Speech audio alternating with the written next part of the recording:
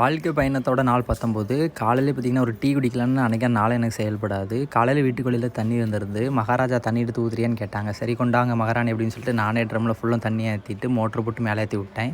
வீட்டுக்குள்ளேல எங்க அம்மா செடி வைக்கிற எல்லா செடியும் அவங்க ராசிக்கு வந்துரும். நான் வச்சும் பார்ப்பேன், கரைஞ்சு போயிரும் ஏன்ட்டு தெரியாது. காலையில 3 இட்லியும் ஒரு வடையும் சாப்பிட்டுட்டு இன்னைக்கு நாளை ஸ்டார்ட் பண்ணிட்டேன். காலையில ஒரு 11 மணி போல கிழங்கும் இன்னொரு டீயும் தந்திருந்தாங்க. இன்னைக்கு 2 டீ ஆகி போச்சுன்னு நினைக்காதீங்க. இப்படி தான் கணக்கு இல்லாமல் சில டைம் போகும். நான் குறைச்சிக்கிறேன். 1 மணி போல் நல்லா மீன் குழம்பு சாப்பிட்டுட்டு அம்மா ஊட்டி விட்டாங்க. நல்லா தூங்கிட்டு 6 மணி போல் தான் எழும்பினேன். எழும்பிட்டு கல்யாண வீட்டுக்கு ஈவினிங் கிளம்பியாச்சு. என்னோடய ஃபேவரட்டான அண்ணனுக்கு இன்றைக்கி கல்யாணம். அதுக்காண்டி தான் நாகர்கோவில் இப்போ கிளம்பிட்டு இருக்கிறேன். வாழ்க்கையில் பார்த்திங்கன்னா எவ்வளோ கஷ்டமாக இருக்கட்டும் சரி, சந்தோஷமாக இருக்கட்டும் சரி, ஒவ்வொரு விஷயமும் நிறைய விஷயம் அண்ணன் சொல்லி தருவாங்க. அது போக 3 வருஷத்துக்கு அப்புறம் என்னோடய பாலிடெக்னிக் ஃப்ரெண்டே நான் பார்க்க போகிறேன். படித்து முடித்ததோட எல்லாரும் அப்படி இப்படி போயிட்டாங்க. இதான் அண்ணன். அப்புறம் மண்டபத்துக்கு போய்ட்டு ஃப்ரெண்டையும் பார்த்துட்டு சாப்பிட்டுட்டு மொயிலாம் எழுதிட்டு ஐஸ்கிரீமும் சாப்பிட்டு நிறைய ஃபோட்டோலாம் எடுத்துகிட்டு ரொம்ப நேரம் பேசிகிட்டு இருந்தோம். ரொம்ப சந்தோஷமாக இருந்துச்சு. இவன் தான் என்னோடய உயிர் நண்பன்.